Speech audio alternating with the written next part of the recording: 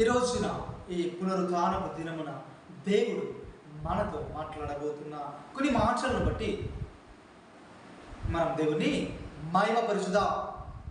అందరికీ వందనాలు. ఈ రోజున మనము కొన్ని విషయాల్ని ధ్యానించబోతున్నాం.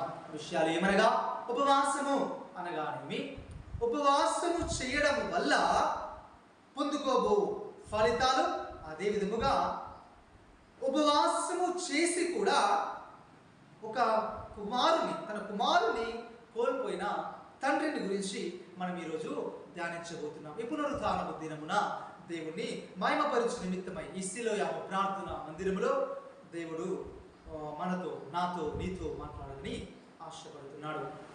అయితే ఈ రోజున మనము కామన్గా వింటున్న మాట ఉపవాసము. అసలు ఉపవాసం అనగానేమి?